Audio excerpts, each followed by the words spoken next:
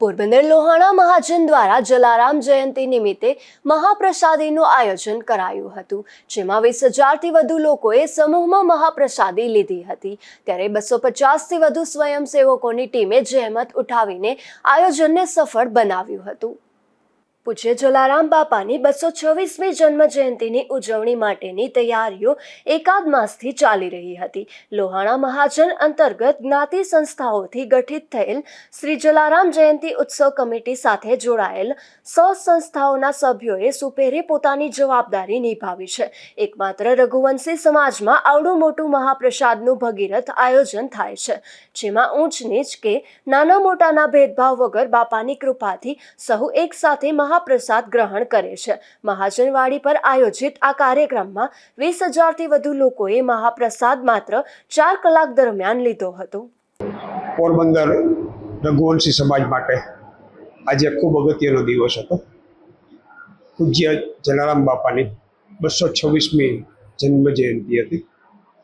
પોરબંદર લોહાણા મહાજન અને તેની અંતર્ગત અનેક જ્ઞાતિ સંસ્થાઓ, જેને અમે જલારામ ઉત્સવ કમિટી કહીએ છીએ, તેમના દ્વારા આખા દિવસના ભરપૂર કાર્યક્રમોનું આયોજન થયેલું હતું।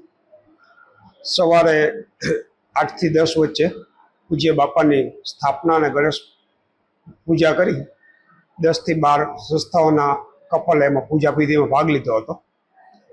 બપોરે 3:30 વાગ્યાથી લોહાણા મહાજનવાડી ખાતેથી શહેરના માર્ગો પર એક ભવ્ય ઐતિહાસિક શોભાયાત્રા આજે નીકળી હતી, જેમાં અનેક જ્ઞાતિજનો જોડાયા હતા। આ શોભાયાત્રા લોહાણા મહાજનવાડીથી શરૂ થઈ મુખ્ય રાજમાર્ગ અને MG રોડ થઈ મૂળ આપણું જૂનું જલારામ મંદિર છે ત્યાં સમાપન થાય છે। ત્યાં સાંજે 7 વાગ્યે આરતી કરી અને પછી આપણે લોહાણા મહાજનવાડી ખાતે જ્ઞાતિજનો માટે અને જલારામ ભક્તો માટે પ્રસાદીનું આયોજન કરતા હોઈએ છીએ। આજે દર વર્ષની જેમ ફૂલ ટ્રાફિક રહ્યો છે। 20,000થી વધુ ભાવિકોએ અત્યાર સુધીમાં પ્રસાદ લઈ લીધો છે। હજુ પણ આ અવિરત પ્રવાહ ચાલુ છે। લોકોનું કહેવાનું છે કે રામધૂન મંદિર સુધી લાઈન ઊભી છે, પ્રસાદી માટે લોકો રાહ જુએ છે। જ્ઞાતિજનોએ આ સમગ્ર આયોજનમાં સુંદર સહયોગ આપ્યો છે। અમારા પ્રમુખ શ્રી સંજયભાઈ કારિયાના માર્ગદર્શન નીચે આ સમગ્ર આયોજન સંપન્ન થવા જઈ રહ્યું છે। જે જ્ઞાતિજનોએ જે કોઈ રીતે સહયોગ કર્યો છે, આર્થિક રીતે કે અન્ય રીતે, તે સૌનો પોરબંદર લોહાણા મહાજન વતી હું રાજેશ લાખાણી આભાર વ્યક્ત કરું છું। સૌને જય જલારામ।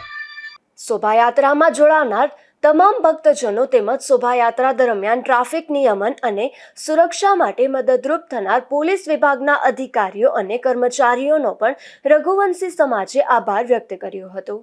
નિપુલ પોપટ, ગુજરાત ન્યૂઝ, પોરબંદર।